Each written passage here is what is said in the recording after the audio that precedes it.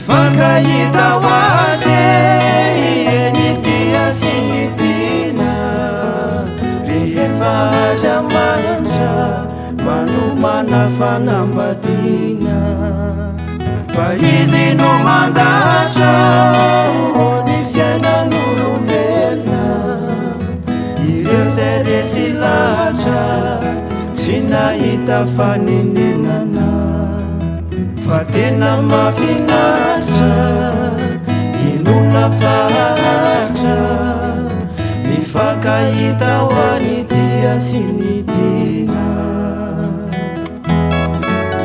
mifankahita ho any tia sy ny tiana raha mbola maharitra ny andro ny tany fifankatiavany ireo tsy hisy fiafarany fianano tsy miova omaly sy anio ny tokantranon'izy ireo ry tompom-bataio ho tena mahafinaritra inona fahatra mifankahita ho any tia sy ny tiana mifankahita ho any tia sy ny tiana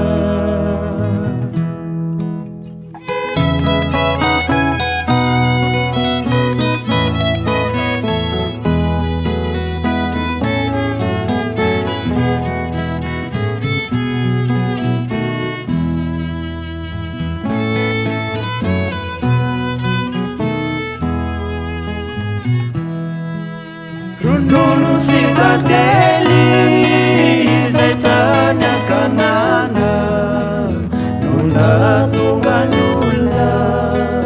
ho lava sy pikana raha ten'Andriamanitra nataontsika fihinana zay tokantranontsika ve tsy ho feno ny famasinana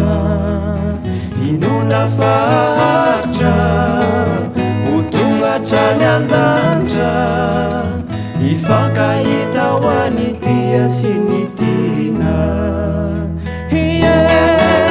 hifankahita ho any tia sy ny tiana